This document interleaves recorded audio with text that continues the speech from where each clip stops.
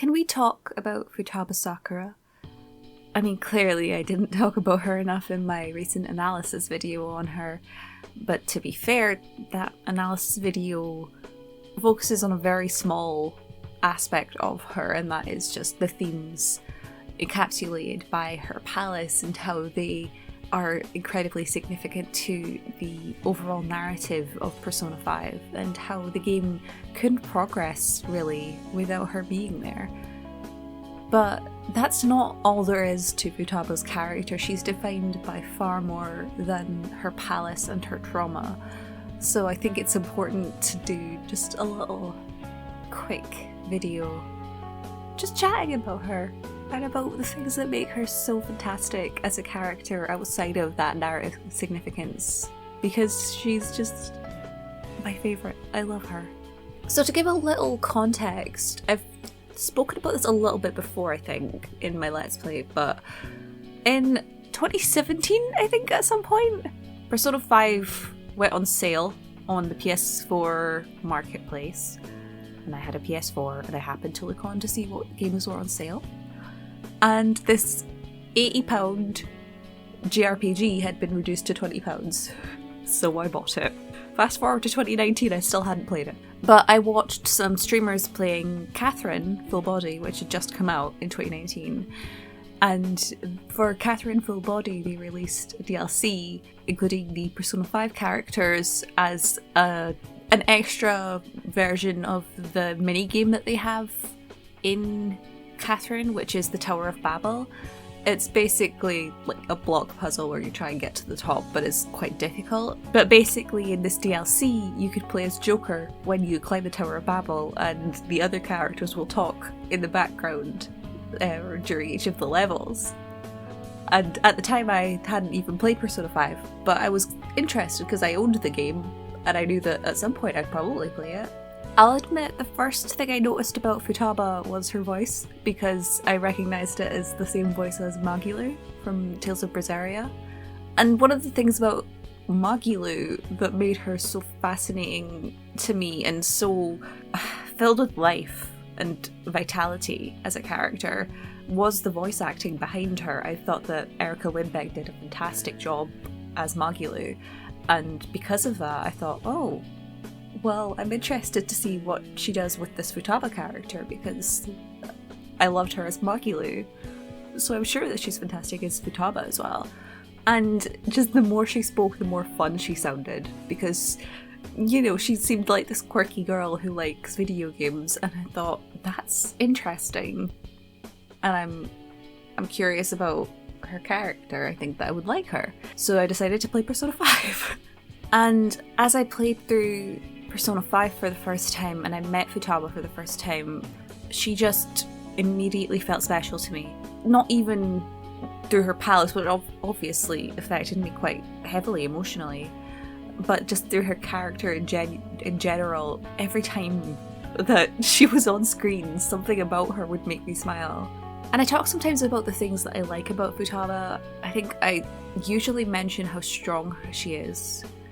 Her strength of will and her resilience is fantastic, especially because of the contrast against how we first meet her in the game. She's in a very, very dark place when we first meet her, and when you're in that sort of mindset, it's so difficult to see a way out and to see any other solution. But she's also the one who reaches out and asks for help. And even just seeing that, it's so clear how genuinely just strong her heart is. And it's the fact that after that she wants to keep living and to live a full life. It's just her strength of will is incredible. She always pushes herself to improve and to do new things and to try and live in a world that she'd previously shut out. And it's difficult to do that. Like, I have never been in a situation quite as dark as she's been in, but I've been in situations where I've felt uncomfortable or anxious and not particularly wanted to go out of my comfort zone, like my room or my house. And it's just seeing her push herself and want to explore the world around her kind of makes it feel like maybe you could do it as well if you're in that sort of situation. She's such an inspiring character, which maybe sounds strange because she's a JRPG character, but I think that fictional characters can be inspiring because we learn so much about them over the course of the story. We practically live with them for at least 60 hours. In the case of Persona 5, 100 hours, but like depending on when you meet the character as well. So yeah, her strength of will is one of the features that I admire the most about her, but she's got so much else about her as well. I mean, one of the other things that I particularly love about Futaba is the fact that they've made her design and her personality so intentional. They didn't just decide to go for the easy option of making her like really stereotyped, if that makes sense.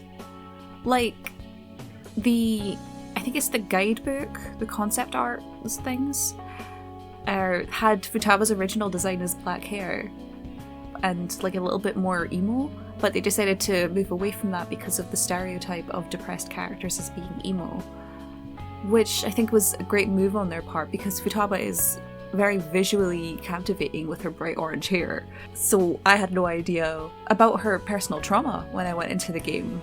Anyone can go through mental trauma and mental illness, and stereotyping by visual appearance is obviously not a good thing. But when it's portrayed within media, it's often portrayed as emo people and people who wear a lot of black and surround themselves in darkness, who are in that sort of place. But Futaba is just very bright, and her personality is very vivacious as well once she finally comes out of her shell. You know, she's allowed so much happiness. You know, she's not a brooding sort of character at all. She's hurting and grieving when you first meet her, but when she comes out of that, she's so bright and so captivating as a character. Like, a lot of people say that some of her lines can be a bit grating or annoying. I think because of the video game references, some people think it's a bit cringe. I would personally say that when you're 15 years old, that's kind of how you talk. Or at least, I feel like I probably wasn't that different from that as a 15-year-old being such a weeb. Like, if I had been able to talk freely about my interests to anyone I came across, then yeah, I'd probably be making references all over the place. Unfortunately, that's not how real life works, but I think it's fun to hear her like make references as well. Like, I saw a post on Twitter about one of her lines in Persona 5 Strikers, when you get a treasure chest, she can say, "The RNG gods smile upon us." It's cute, it's fun. It makes me laugh every time she says it. But some people apparently got really just upset about it, I guess, because they didn't like it, because they thought it was a bit cringe. Listen, she's a 15-year-old, leave her alone. It's also cute and fun, and they're leaning into parts of her character that are fun, so it's fine. Anyway, I feel like I've talked about her in a general sense for long enough. Let's move on. I'm going to talk about her confidant specifically because I talked about it a little bit after I finished the confidant link in my Let's Play, but also I'd love to talk about it in a little bit more depth because her confidant really stands out from the other ones. Maybe it's not fair to compare each confidant link from Persona 5 because the characters are very different, but hers feels like a very significant and direct continuation of her arc within the game. I mean, I mentioned it again in my Let's Play, but all of them, for the main characters, do feel like they're continuing their arcs, but Futaba's specifically is so significant to her personal development because we know from Futaba's arc that she's been a shut-in for a very long time, and that it's so difficult for someone to go to being fully outside and living in society again after being a shut-in for that long. It's so anxiety-inducing and overwhelming. So seeing Futaba try to start integrating herself back into that society, I think it's part of what makes her confidant link so significant, is because we're seeing that development straight from her palace. And the fact that she has a palace and her art goes that deeply into her character is part of what makes her character so in-depth compared to some of the others. You know, especially when certain palace arcs are overruled by other story arcs at the same time, thus making the character who awakens within that arc slightly less significant than they could be. Though to be fair, like, some of those characters certainly got more attention within Persona 5 Strikers, which is great, but Futaba specifically did have a lot of development even before she joins her party. But I mean, to be fair, she even gets a whole week of you hanging out with her, like, before the confidant can even start, because you have to take her to the beach, so there's all the training that goes before that. And it feels so in-depth for her character, which is something that the other characters didn't really get. Which is a shame, to be honest, because something that I feel about Persona 5 is that the character development certainly drops off after each arc. They still have sprinkles of it here and there, of course, but they could have done a lot more with their characters if they'd spread the development over the course of the game a bit better, I think.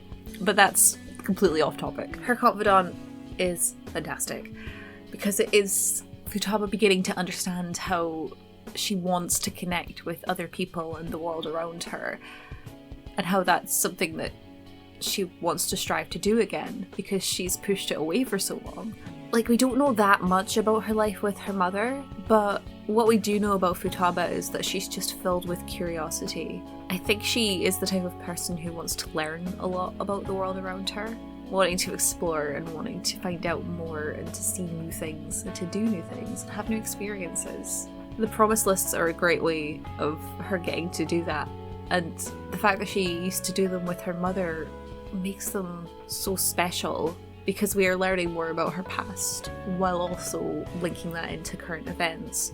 The thing with the promise lists as well is they kind of make this interesting link between Joker and Wakaba. Hear me out, okay, because this one's a bit weird. Futaba's main source of comfort throughout her childhood was her mother. She cherished her very dearly. She didn't really have many friends, well, she didn't have any friends except for Kana throughout her childhood, except Kana obviously left and they fell out, which is sad, but then resolved within her confidant link. So her main source of comfort was her mother, and even her mother was mostly absent. The promise lists were a way of connecting with her mother when her mother was alive, but then her mother died. When it comes to Joker, Futaba's relationship with Joker is incredibly interesting, to me personally anyway. With the other thieves, when she first meets them, she's so hesitant and on guard because she doesn't know them very well, but now she's lumped herself in with them because she reached out to them.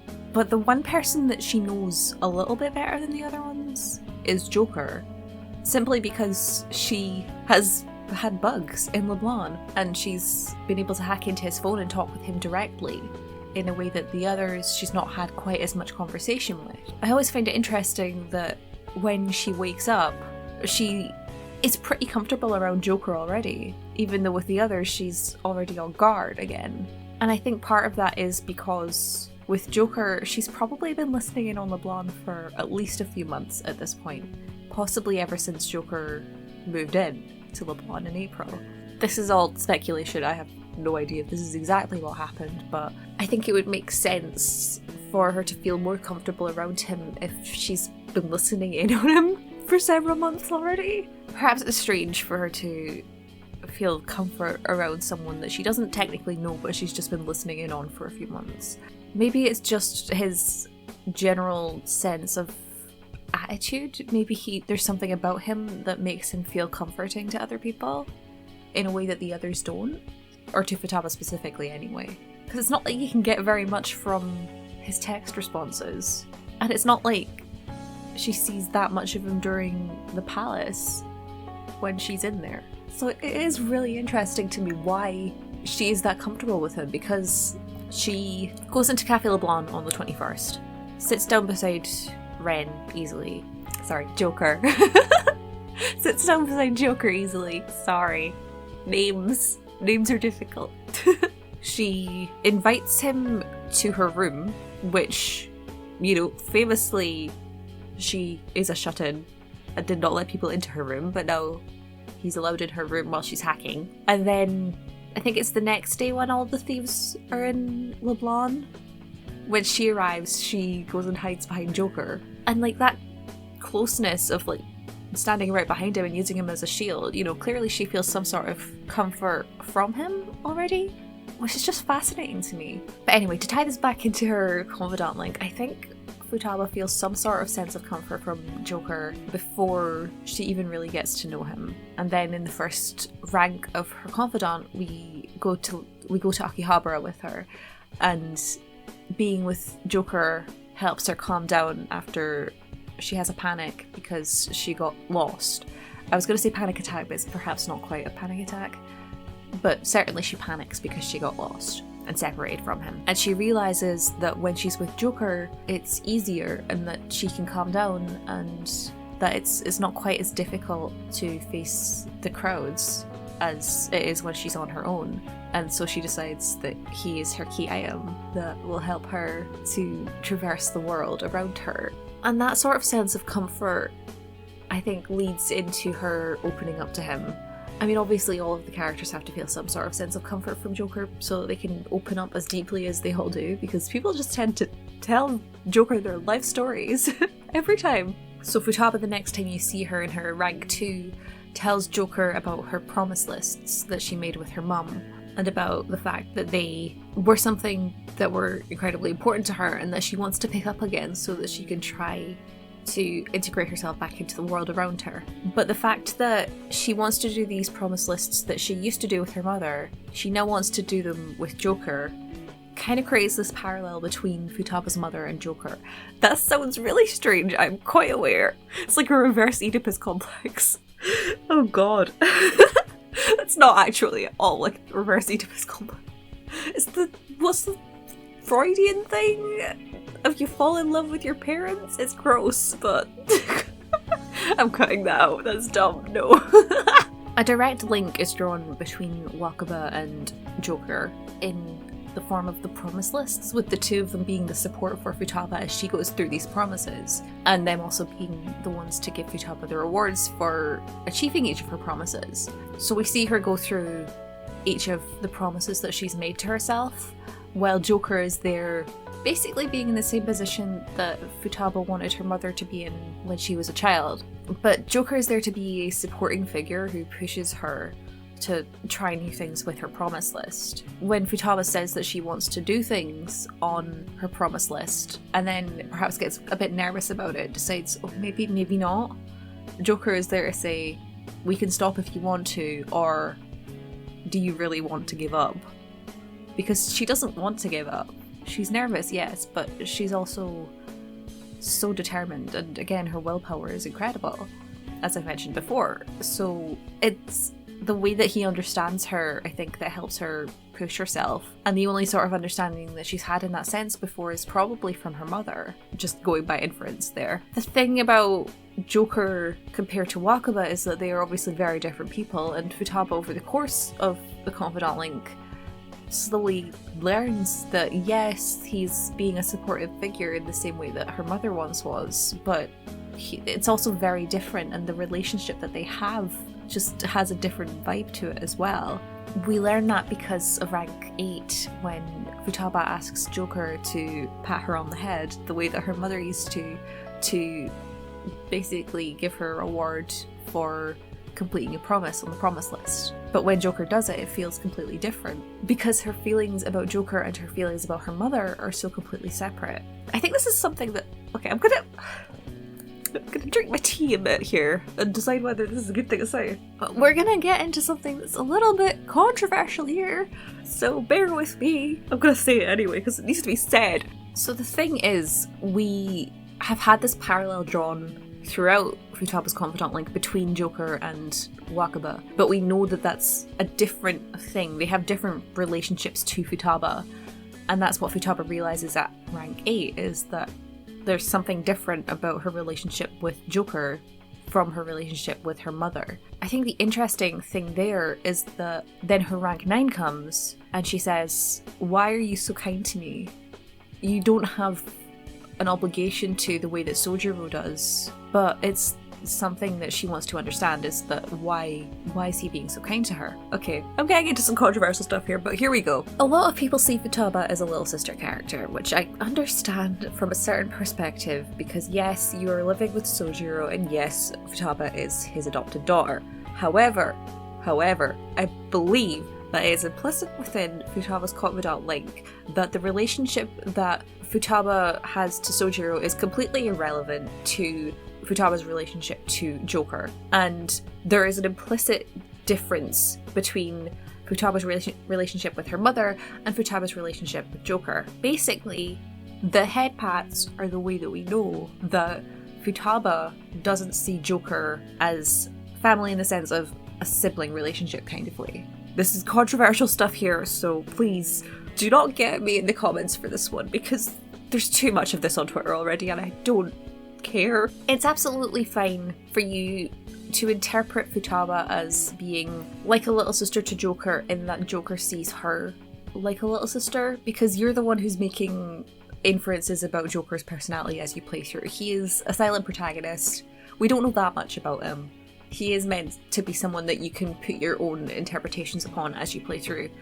So if you want him to see Futaba as a little sister, it's absolutely your choice. However, I will draw the line at Futaba seeing him as a brother, certainly during her confidant link, because she does not. It is implicit within her confidant link that she doesn't see him as family in the way that she saw her mother as family. Her mother was obviously her blood relative, but the relationship she has to Joker is completely different. I think that you're ignoring quite a lot of that if you say, oh no, Futaba sees him as a brother. No, because when he pats her on the head, she gets those nervous butterflies and starts blushing and things. And she doesn't understand what that is because it's not something she's ever felt before, because she's never had friends before she met the Phantom Thieves in the same sense that most people have.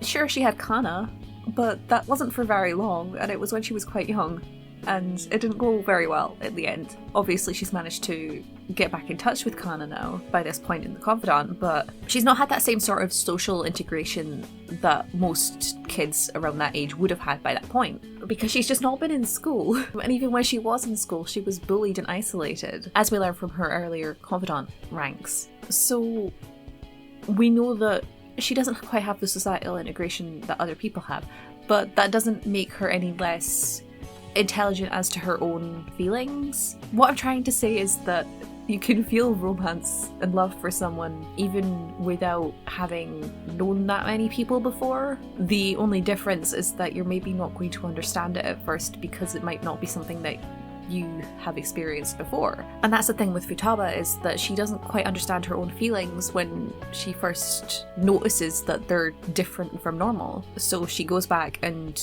does whatever between confidant ranks, and then in rank 9 asks Joker, why are you so kind to me? Because then she might get an answer as to her own feelings, because that's how her rank 9 starts, is with her saying, I don't feel okay, but at the same time I feel good. It's strange because I feel weird around you right now and I don't really understand it.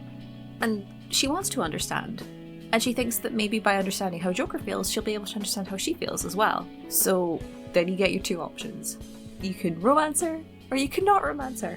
The thing about Futaba is that she's incredibly intelligent, and I think she understands enough of her own feelings to understand when other people's feelings don't kind of match up, if that makes sense. You know, she can notice discrepancies. So I think if you tell her that you're teammates, and that the reason that he's being kind to her is because you're teammates, what she understands from that is that something about that doesn't line up with her own feelings, so something there is misaligned.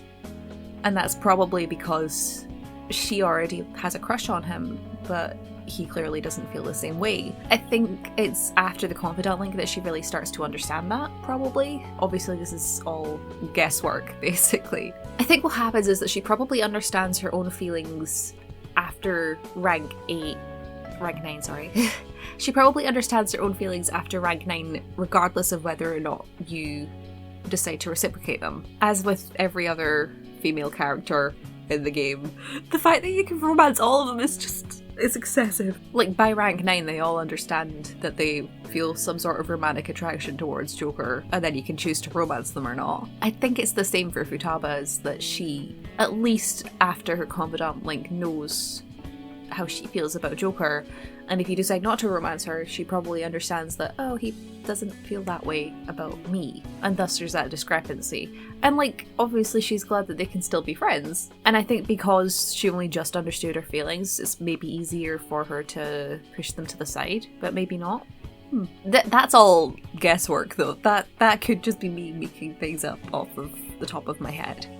But that's kind of the vibe I get from it, is that she probably understands regardless. Obviously, you can also romance her, and then she really understands her own feelings, because in that scene, she says, what was it? I've heard that love is the most intense feeling in the world, so does that mean that I'm in love with you, and you're in love with me? Something like that, anyway. Basically, she feels that regardless of whether or not you reciprocate it. That's how life works. People can feel things even if you don't feel the same thing back to them. But, you know, if you romance her, then you are reciprocating, and because you say that you love her, she understands it, like, very quickly. Whereas if you don't, then she has to try and figure it out herself, because if teammates doesn't seem like the right word for it, then what is the right word for how I feel about him? Because he clearly just feels like teammates, but I feel something different, kind of thing. If that makes any sense? I feel like I'm just rambling. This entire series is just rambling, I'm sorry. Basically, I think Futaba's confidant sets up this idea that Joker is a sort of parallel to Wakaba in Futaba's life, except then there is a difference because their relationships to Futaba are vastly different at the same time as being similar, because they both serve a supportive role within Futaba's life, except one of them she loves as her mother, and the other one she grows to have romantic feelings towards, and she understands that towards the end of her rank 9.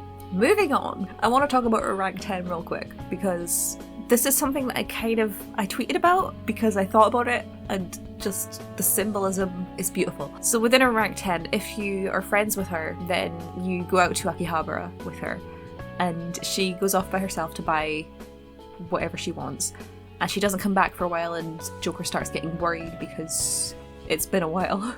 And she's previously gotten very nervous in crowds. But when she comes back, she's happy and excited because she managed to buy stuff and she was just having a good time even though she was by herself. And obviously that's symbolic and meaningful and significant because we're seeing her finally be able to go into the world and enjoy herself in a way that she's not been able to before, and basically not have to have that support the same way that she did before. And that's great, but we should compare that to her rank 10 and her romance route, because I think something that people miss about Futaba's confidant is that they think that she's entirely dependent on Joker if you romance her, which is a gross misreading, I would say, because when you romance her and you have your rank 10, you learn that she did go out to Akihabara and buy herself a figure even without Joker even being there. Like, she went out by herself in the first place. She didn't need him to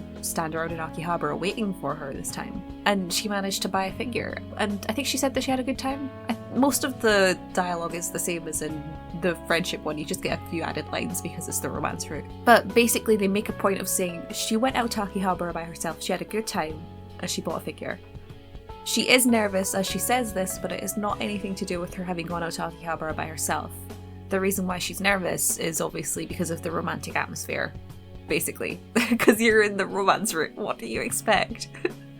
Because she's sitting pretty close to Joker and, you know, romance. But yeah, people seem to think that she's incredibly dependent on him, but that's, again, a gross misreading, because she does manage to go out and do things by herself. She manages to be okay without him around, even if she doesn't want to be, if that makes sense. I'm directly referencing her confidant there, by the way, because the last point on her promise list was to be okay without Joker around. She's kind of forced to do that anyway because of the situations within the game later on. But she does manage to be okay without him around because she goes to Akihabara and buys that figure. Ironically, a Catherine figure, and I was talking about Catherine earlier. Woo! The significance of her rank 10 and her romance route comes in that, yes, we don't get to see her go to Akihabara by herself. It's just something that happens off screen. fair enough. If you want to see her do that, don't romance her. That's an option. But there's a certain different significance, because with her romance route, most of the romance routes take place in different places. So you've got a couple that take place in Joker's room, you've got a couple that are on the Ferris wheel at Seaside Park. One is in the Sky Tree in Asakusa. I don't know where the new one is, because I've not done that one. I'm trying to think where the other ones are. There's one in Leblon downstairs. I think that covers most of them. But Futaba, instead of going to Joker's room, where they do hang out quite often, invites him to her room, which I think is significant because of the way that we meet Futaba. She was a shut-in. She didn't let people into her room. It was actually a huge difficulty for them to get into her room, and it was a plot point that they needed to get into her room and to see her face to face so that they could steal her treasure when she had a palace.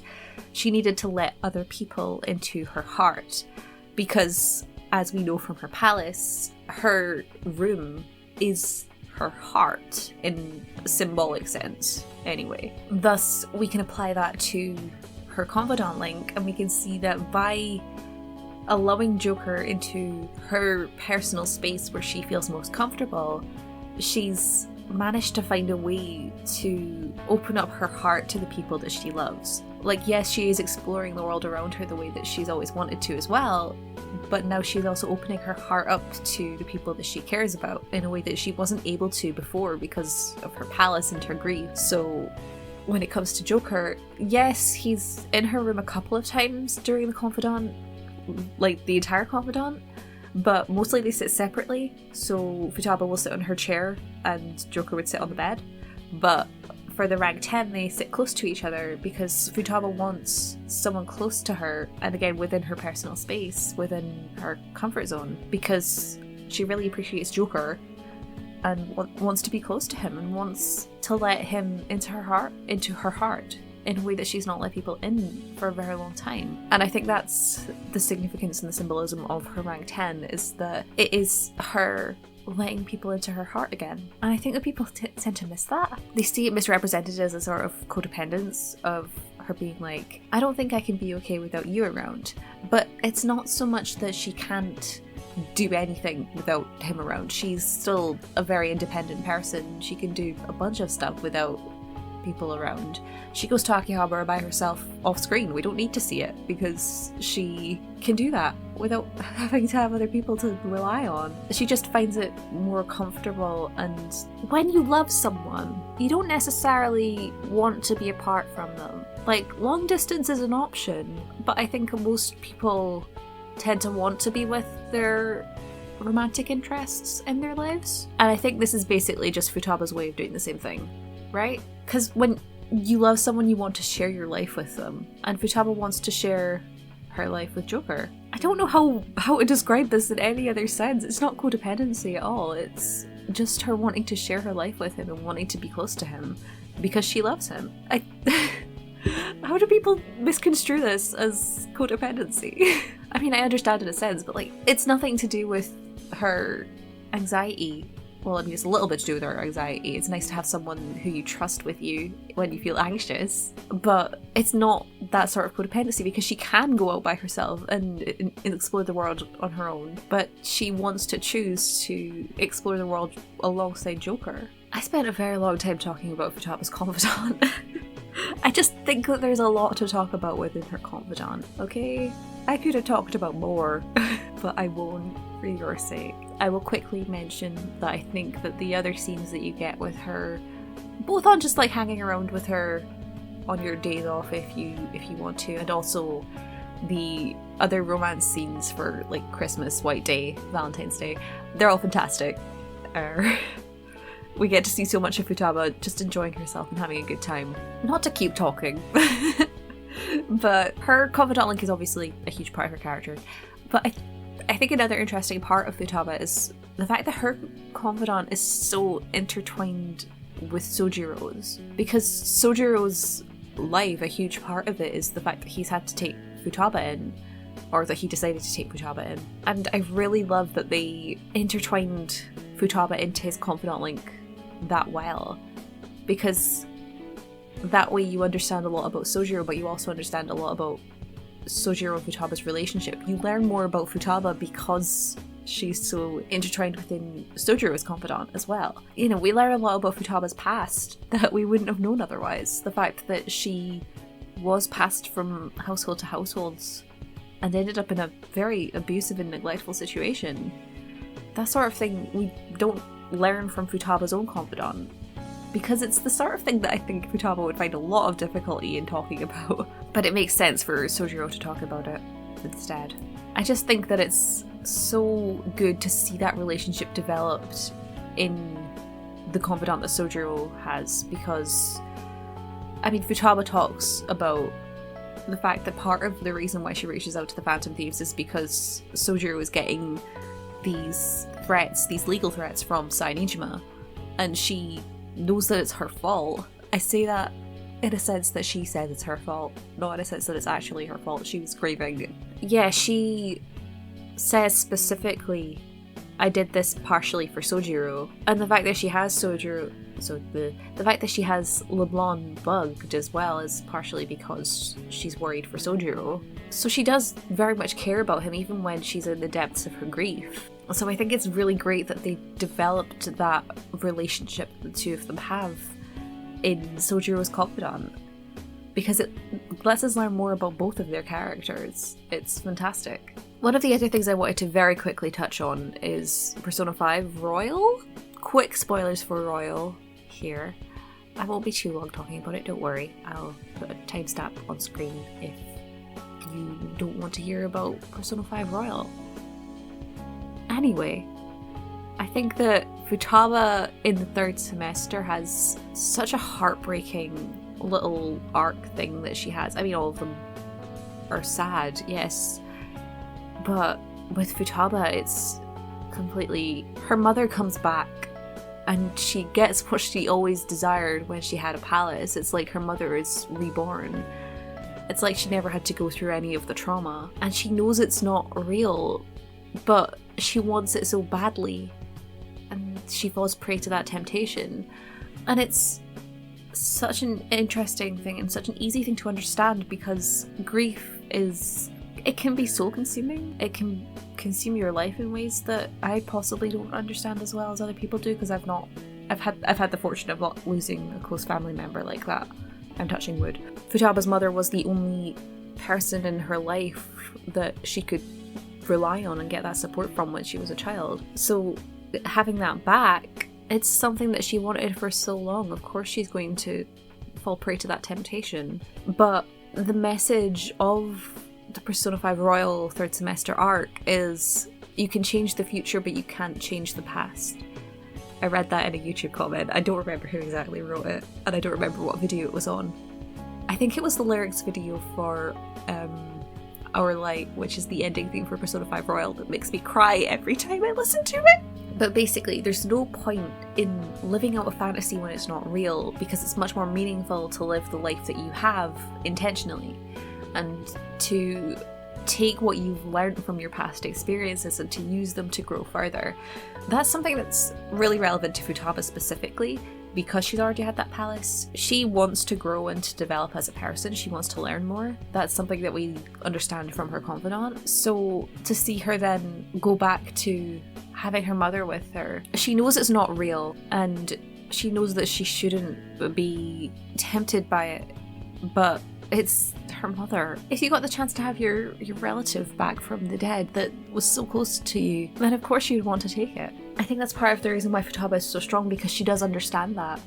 And of course it's going to be difficult for her to let go of that again, but she's strong enough to understand that she needs to let go and to move on. And I just think that the third semester is incredibly poignant for her.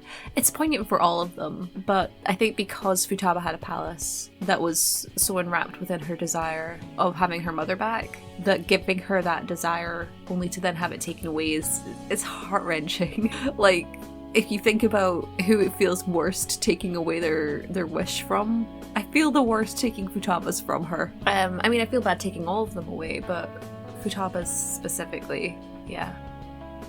So anyway, with the royal talk out of the way, let's talk about Persona 5 dancing. This is I swear this is relevant. I promise. Persona 5 Dancing is a good game, guys. Play Persona 5 Dancing. I'm planning on talking more about Persona 5 Dancing in a different video at some point. But genuinely, that game is great because it does give us a lot more information about the characters that we don't get as much within the main game. Because there's not so much of a place for it within the action-packed, story-based game that is Persona 5. I think it was a good idea for the dancing game to simply just focus on the characters and developing them a little bit more, because that's the sort of character development that we didn't get to see as much in the game. So basically, they have the dances that they do. They have 2 dances each, and then also fever times with, there are like pair dances with every other character in the party. They have 2 each, with each of them. And then they also have like a social link aspect where you get 8 ranks and you talk to each person, and then some of the other characters join it as well. And we learn a lot more about all of the characters through them. It's great. You get to explore their rooms. They actually modeled all of their rooms and then used them in Persona 5 Royal as well. It was great. Anyway, for Futaba specifically, her social link within Persona 5 Dancing tells us a lot more about her relationship with her mother. I mean, that's only in rank 8, but she does tell us some more about her relationship with her mother. And we learn other aspects about her character as well. We understand more about her resilience, because even though she has difficulties with performing, stage fright, anxiety, but also not being a very athletic teenager, she has difficulties with that sort of thing as well, although that's quickly surmounted when she realizes that, oh wait, hold on, we just have to think about dancing and then we do it because this is a dream. Persona 5 Dancing is a weird game. Anyway, we get to see her resilience to keep trying and to keep pushing herself in the same way that we got to see it with her confidant link within the main game. And then again, we're learning more about her character as well. We're getting just to chat with her and have a good time, and it's just great. And then her dances as well say so much about her character. I mean, all of the dances say so much about each of the characters, but Futaba specifically, her dancing is so upbeat and vivacious and fun. I don't know that there is an exact style that she's using. I'm probably not the best person to talk about dance styles. I have limited knowledge, unfortunately. CrystAAHHL did a very good video ranking all of the dances from all of the Persona dancing games. That was great. Go watch that. Don't even bother watching like the highlights one. Watch the entire like 3-hour stream that she did. It's fantastic. She's so knowledgeable about dance. It's fantastic. But Futaba's style specifically focuses a lot on quite energetic, upbeat movements. Lots of kind of bouncing around, some silly fun movements as well, and then a little bit of tap dancing in her The Days When My Mother Was There remix dance. I'm not going to talk too much about her dances specifically because I want to talk about them in a separate video for everyone's dances, not just hers. But I think the thing with the fever times as well, just to give a very quick explanation, fever times are basically, there's a bit within each song. For most of them it happens twice, but for some songs it happens once, where another character will come in and join the main dancing character, and they'll do like a duet dance for a little bit, and then they'll go off, and then the main character will be dancing by themselves again. So basically, Futaba would be dancing like the whole dance, but then maybe Ryuji or Mona would come in and dance for a little bit, and then they would leave, and then she'd be dancing on her own again. Anyway, Futaba's fever times specifically are so interesting to me, because when you compare the fever times to each other, some of them try and dance together, some of them just do their own styles separately. But with Futaba, she kind of tries to connect her dance moves to the person that she's dancing with. So she kind of imitates whoever she's dancing with in a kind of comedic way. She uses her own style but then imitates other people's moves, and she basically supports them. And I think it's an interesting link to her being a navigator, is that she's supporting her friends either way, either through dancing or in the main game through her navigation. But I think it's also a way of seeing how she's well attuned to the people around her and her party members, and that she knows how to support them in her dance moves because she has that sort of connection to them. The interesting thing is I'm not going to talk too much about this because, again, I'll make a whole video, but with one of the DLC songs for Persona 5 Dancing, Willpower, with Goro Akechi, Futaba has a fever time within that song with Akechi, which makes sense because, plot. But the interesting thing about her favorite time with him is that she's really hesitant getting into it because she like tries to imitate him a little bit, but she can't quite put the same energy into it as usual. Partly, I think, because she can't quite get a read on him in the same way that she understands her party members. With Akechi, it's difficult because he is wearing this mask around everyone, and then obviously he shows his true self, and she fights back against that because plot. But I think it's just such an interesting comparison to her favorite times with the other characters, where she knows how to support them and to dance alongside them in a way that connects them really well. With Akechi, it's a lot more difficult for her. I just like it a lot. I think that Persona 5 Dancing is a good game and that they did a good thing for Futaba. As for the other spin-off games, PQ2 is very good. I haven't actually finished watching people play through PQ2, but so far, from what I've seen of it, Futaba has quite an interesting role in it because she has this kind of relationship with the new character that they've added for PQ2, Hikari, who is quite similar to Futaba in that she's quite socially anxious. And I've heard that some of her other plot stuff is comparable to Futaba as well. But I think they've done a good job with Futaba in that game as well. And then Persona 5 Strikers, she doesn't quite get the same focus as some of the other characters, but that makes a lot of sense given that she had that much focus within the main game.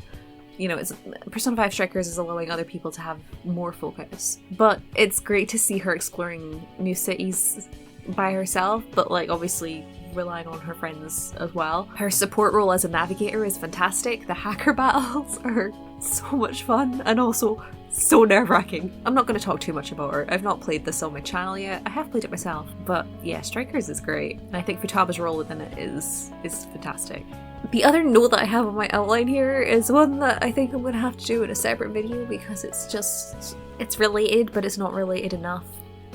And it's complicated. But if anyone would want to see a video about me explaining why the days when my mother was there is such a great palace theme, then let me know, because that is something that I've got many notes on and it's really interesting. I might do it anyway. Yeah, I've been listening to that song on repeat and thinking about it and how it's composed, and it's fascinating. So if anyone's interested in that, let me know. I might make a video about it. And the last thing I want to note is, I know that with Futaba there's this interesting reading of her as an autistic character, or as autistic coded, and I think that's fantastic. I love that that's the sort of representation that she may have. And the fact that even her voice actress sees that, it's fantastic. Personally, I'm not informed enough to feel right speaking about that in depth, so I'll maybe leave some links in the description to places where other people have talked about that before, where they're more well informed than I am, because I don't feel right talking about that when I don't know that much about it. But yeah, that representation is fantastic. I think it's so important as well to see neurodiverse characters within video games. Yeah, I just personally don't feel like I'm well equipped enough to talk about that in depth. Anyway, so yeah, hi! Thanks for listening. Let me know your thoughts. What do you think about Futaba? Yeah, let me know your thoughts on Futaba down below. I think that she's just such a fascinating character. I'm really interested to hear what you guys think as well. Please don't leave hate comments about my views on her romance route, because I will delete them. This is no place for hate. Everyone has their own opinions. Let people enjoy the things that they enjoy. Thank you very much. This has been a PSA. If you didn't see my analysis video, I did an analysis video on Futaba. It's called A Little Special. It's about Futaba's narrative significance and her palace and how it all ties in to the main narrative of the game. I think it was pretty good. It goes very in depth into her narrative significance and the themes of truth and reality, but it doesn't talk about her character in the same way that I've talked about it here. So there shouldn't be any overlap, if that makes sense. So yeah, if you've not seen it, there's probably a card in the corner and there might be like a card at the end. I don't know. YouTube is interesting and weird. In other news, I'll be playing Tales of Arise when it comes out. My Let's Play will start on this channel on September 27th, so if you're interested in seeing that, then check it out if you feel like it. If you don't know, Tales of Arise is the newest installment in the Tales of series. It's a JRPG franchise. They're fantastic. Those games are just so good and so fun and filled with great characters and great character dynamics, and I think if you like Persona 5, you might like the Tales series. So feel free to try out Tales of Arise when it comes out. There is a demo that is really interesting. I did play through that as well. But my Let's Play of it will come out on the 27th of September, so look out for that. Other analysis videos, if you have any suggestions, feel free to leave them below. I might do them, I might not. We'll see. If you'd like to see any more Persona content, then let me know. And I might make some more Persona content, because I do love the Persona 5 games. I like the other Persona games as well, I just don't have footage of them, so making videos of them would be difficult. But yeah, I keep waffling. Thank you so much for watching. I hope you enjoyed listening to this little ramble. I hope that you enjoyed whichever footage was on the screen. I think it's a Speedpaint, in which case I drew that. Follow me on Twitter if you like. You don't have to. Do what you like. Live your life. So thank you so much for watching. I hope you enjoyed. Stay safe, and I hope you have a great day, night, or whatever other time it is for you. I'll see you next time.